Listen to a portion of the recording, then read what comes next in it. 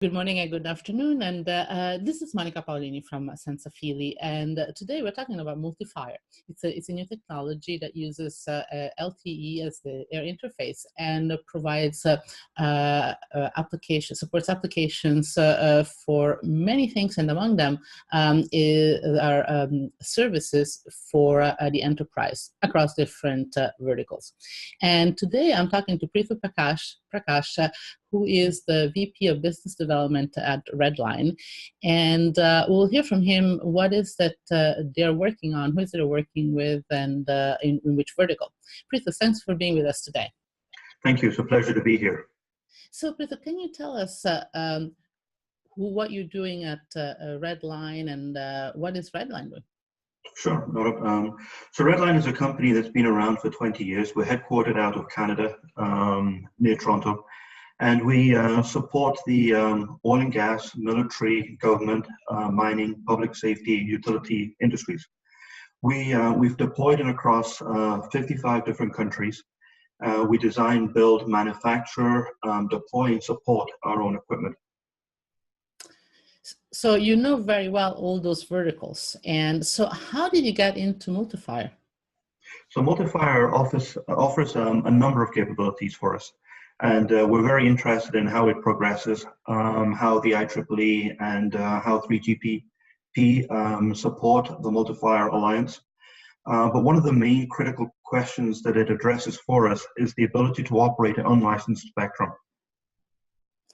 And why is that important? Well, today, 802.11 operates in unlicensed spectrums globally. There are pockets of spectrums that are stranded globally. And having a protocol like LTE operate in those spectrums, in those bands, is extremely advantageous. We would have the security, the uplink, the downlink, the RF mitigation across these unlicensed spectrums using a superior protocol. Absolutely, and then the enterprise can deploy that on their own without having the need to work with an operator, right? So they can run their applications locally. That is correct. Today, licenses are bought by most telcos. They support the consumer market, and some of our customers use commercial bands today, but they would rather use their own and deploy a private dedicated, secure communication network, so they have full control of their own operations. Yeah, and when I talk to the enterprise, the issue of control, it's really crucial. But at the same time, it's different depending on the verticals. So what control means in different environments is different, and what type of requirements they are different. Can you tell us a little bit what verticals are the ones that that benefit the most from MulteFire? So MulteFire, if we break it down into three main components, we could address which verticals would need certain aspects than others. So looking at it from a business perspective, if we look at it from price, spectrum, deployment, ROI, risk of obsolescence perspective, then the cost would be reduced. There's no annual fee you would pay a telco. The spectrum perspective, they will be able to deploy, whereas they couldn't before without violating the spectrum regulator laws and rules. From a deployment perspective, MulteFire would be easier to deploy than a telco, whereas telcos have to find cells. Here with a microcell, the protocol, the technology would be able to coexist with lower interference. From an ROI perspective, well, if you're paying $100, $80 to $100 per device, you would no longer pay that. So that ROI would be reflected back based upon the return period of the program. From a technology perspective, there's capacity, coverage, latency, mobility, interoperability, security, and the ability to evolve business and operational needs based upon a base technology being MulteFire. So that takes us to what would be the operational benefits.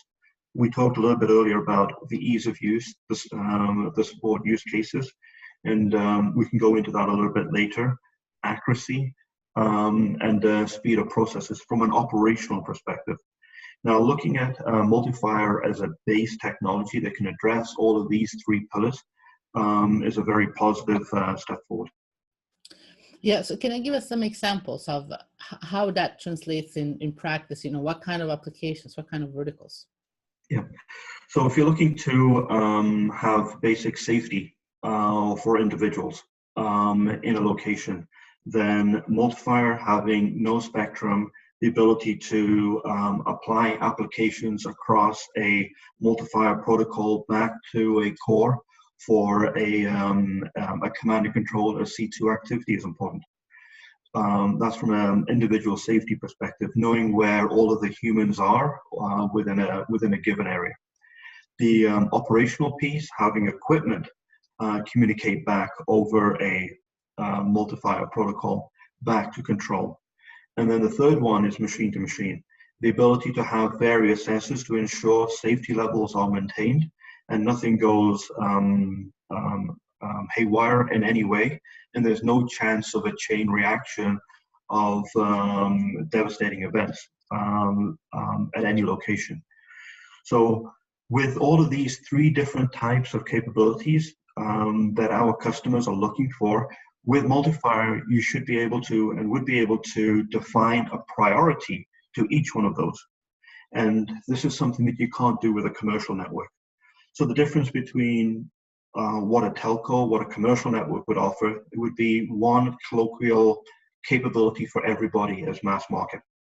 What MulteFire would hopefully give us would be the ability to fine tune the QoS, manage the latency, manage the uplink and the downlink for each of the three different use case types that I just mentioned, to not only increase security at our customers' locations, but also to increase operational capabilities and enable them to yield more product out of the mines that they are today. So in this case, is there any barrier to entry? Is there anything that an enterprise that wants to deploy MulteFire should be paying attention to? Of course, there's always barriers to entry. Otherwise, we won't be having this conversation. So the barrier of entry is training. How easy is it to deploy this? How easy is it to manage this? How easy is it to complement existing infrastructure? And what kind of operational benefits would this technology be used for? So all of these are not showstoppers. They are conversations that are needed with a customer and to ensure that this technology is well positioned for its needs. Yes. So can you give us you mentioned mining before, keeping track of assets and people. What kind of applications like in the mining industry you see? So I mentioned three generically across our verticals. Our verticals being oil and gas, military, government, public safety, utilities, mining. And those three types were the safety of individuals. So if there was man down, the location of an individual, if there was no movement from an individual, from a mobile device, another individual which would be close to the area, and that close to the area could be 10, 20, 30 kilometers away, would be able to go and help. So safety applications based upon man down, based upon man injured. The second one was operational of machinery, where a piece of heavy equipment is in need of service and it hasn't been serviced and it's going to break down. So if a machine is broken down in a field, it could take hours to days to fix. How can we reduce the breakdown time frequencies? How can we increase operational efficiencies? And the third one is IoT. Are we able to put a sensor in the field, leave it there for 6 to 12 months, And is it able to communicate back to control with minimal management, minimal maintenance, minimal support, and keep the accuracy that's needed. Now, all of these types of applications would help our customers in general to increase their operational processes and reduce the cost of business generically. Yeah. So now, whenever you talk about IoT and enterprise-specific applications, there is a question of are the devices available? Is that a concern? Oh, always. I would love all of the devices to be available today. Today we are moving from 1.0 MulteFire to 2.0 to be available at the end of the year, and there are a number of trials going on. The MulteFire elements would be a core, would be a base station, and the devices at the end. You need all three to make the solution work.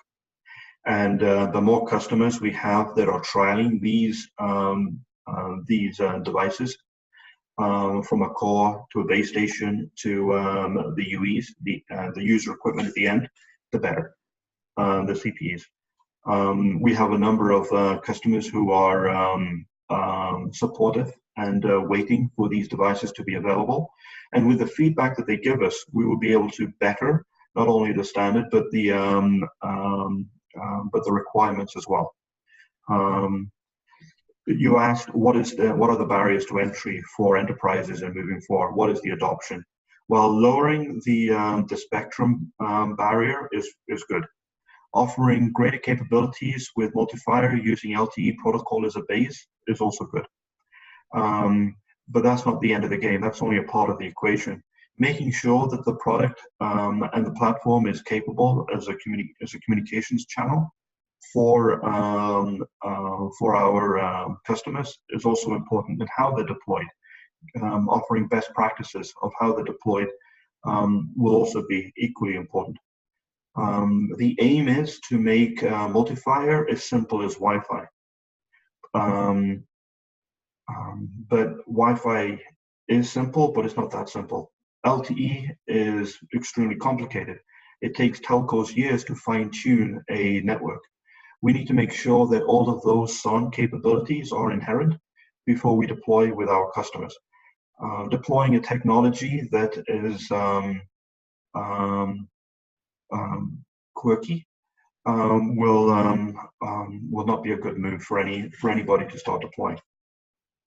Now, can you tell us a little bit about the bands where MulteFire will work?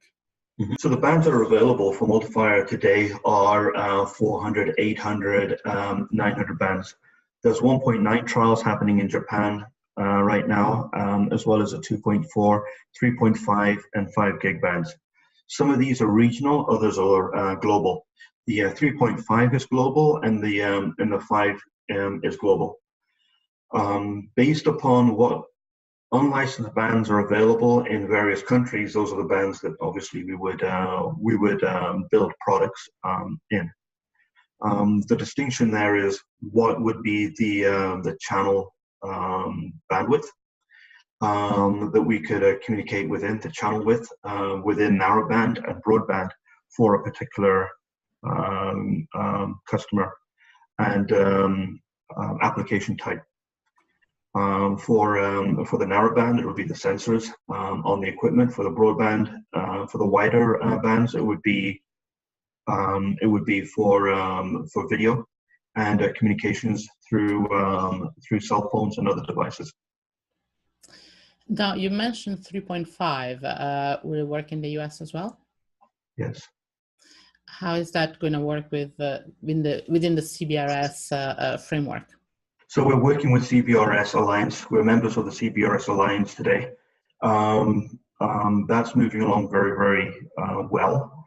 And the MulteFire and the CBRS directives are capabilities that we want to try to introduce into our product roadmap for our customers and going forward. We see them as complementary. Now, what about Wi-Fi? You said that you want to MulteFire to be as simple as Wi-Fi, but if you go to an enterprise, they could deploy Wi-Fi, or they might already have Wi-Fi and then MulteFire. How should they make that choice? If they have Wi-Fi and MulteFire, Yeah. well, the way Wi-Fi is deployed today is on an ad hoc basis. They're not really integrated together. The only place they connect together is usually at the application. The aim is to have MulteFire coexist with Wi-Fi. The difference between the two is how the RF spectrum is managed. With Wi-Fi, it's communicate, wait for an open channel, and then the communication is connected, is made. With MulteFire, it's using a scheduler from LTE, listen before talk, to harmonize the RF activity. The aim is that they will coexist together.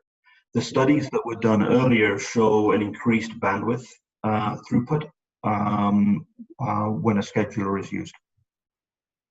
Yeah. So now another thing is that so clearly Wi-Fi and MulteFire can coexist. There's a lot of spectrum there. Now, one thing that you mentioned before, it's the safety, and there's going to be interest from military users. Can you comment about what is the security with MulteFire? Well, we're using the LTE protocol as itself, and the security elements within LTE. As IoT increases and the risk of cyber attack also increase through cellular technologies as well, the risk factors, the risk vectors also increase as well. Mitigating that risk and the way MulteFire will address those is also equally important. Absolutely. Now, the other thing that sort of following the question about Wi-Fi is you said, you need to make LTE easier, because right now when you have a national network, clearly it's a complex thing. How can you make LTE easier? What's the path there? So today, when we connect to a network, we have user profiles, username, password, and off you go and you connect.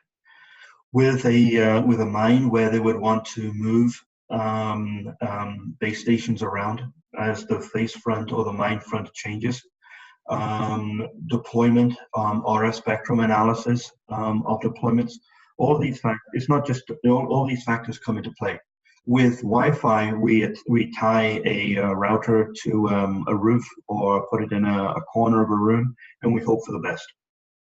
When a telco deploys an LTE system, they do RF analysis way in advance of deployment. They look at locations, the heights, the azimuth, the fading, the street level coverage.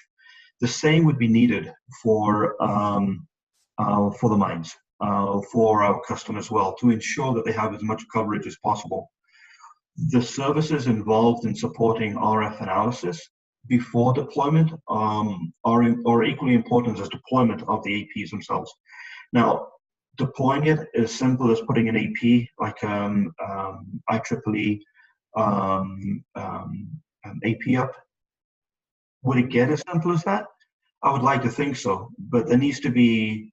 I'm drawing two sides of the spectrum, from a telco and from an enterprise AP. There needs to be something in the middle. There will be a level of RF analysis required for a tunnel, for a mine, above ground and below ground, but not as much as what a telco does today. Now, deploying private, dedicated, secure networks is very, very different than deploying a telco network. Here we have a number of users that we know will be connected. It's not sporadic, as in we don't know how many users would be there at a particular time. In this case, we would know exactly what users will be there. In addition to that, we would also know exactly what kind of applications would be used on a MulteFire type of net, on a private MulteFire type of network. So we would be able to define the policies and the profiles and ensure the latencies are well calculated before the system goes live. And with these metrics in place, the pre-engineering work done beforehand will ensure that the network is already pre-optimized for the user, whereas for a telco, they're usually not. A telco usually deploys a network based upon best effort, and then they would tweak based upon traffic flow. Here, with a private, dedicated, secure network using a MulteFire type of protocol, we would be able to define what those are before time. So do you expect the enterprise to do it, like for instance, a mining company, to install the network on their own, or who would they hire to do that? Well, obviously they'll hire us to do that, but the aim would be that they could start with an understanding of what the maximum deployment would be, and then they would slowly build up to what their maximum deployment would be based upon their own efforts. But an RF grid, I think, would be prudent to move forward. What that means is that if they say we have 100 square miles of coverage that's required, then we would deploy that. And then they would execute on that based upon whatever their phases are of deployment as the mine evolves over the operational period of that mine. Yeah. So you'd help them deploy it, but you don't expect, because that's not the core competence. It's one thing to put an access point here and there, but then to have a network that supports. It's not so much for the technologies, for the type of services that you support, that you need to have the perfect coverage if you need to have an application that requires that. So, well, you can have you can have the perfect capability, the perfect technology, but if it's deployed badly, then it's only going to be as good as the deployment. Exactly. So I would say the initial step would be, yes, use the experts to do the understanding, the grid work, the RF planning, the deployment metrics. So they would have an understanding of what they would expect once they've deployed. But in order to do the installation, of course they can do that themselves. That's the whole aim. That's the whole value of owning, running, and deploying your own network, which are the metrics and the merits that MulteFire brings moving forward. Absolutely. So I guess it's the planning that is crucial, because, as I say, if you don't plan the network well, it doesn't really matter what the technology does. It's exactly. Now let's talk a little bit about the timeline and the roadmap ahead of us. What do you see there? When is it going to be commercial? So we're waiting for 2.0, MulteFire 2.0. We're waiting for what 3G PP are going to do. We're waiting for the user devices to be available. We're looking at building a CPE, a base station ourselves. We're also looking at IoT in terms of process industries, manufacturing, and SCADA control. We're looking at industrial in terms of utility, power generation, power distribution, oil and gas, mining, and SCADA management. And we're looking at mission critical in terms of hospital, military, border security, public safety, anything that requires rapid deployment, like events. As well as our core industries as well. So another question for you is, what do you think that the most important use cases are, especially with reference to the 3GPP definition of use cases? Yeah, so the 3GPP release 16 standards draft document has identified 9 different types of use cases. And they range from rail-bound mass transport, building automation, factories of the future, Industry 4.0, smart living with healthcare and all of the IoT devices associated to that, smart city, electricity distribution, centralized power generation, events, and smart agriculture. Now, with all of those different types of use cases, it's important to look at MulteFire as a platform opposed to just a connectivity piece. Now, if we look at it from a platform perspective, then terms like personal grade, telecom grade, enterprise grade, public safety grade, industrial grade, including oil, gas, and mining, and military grade come into play.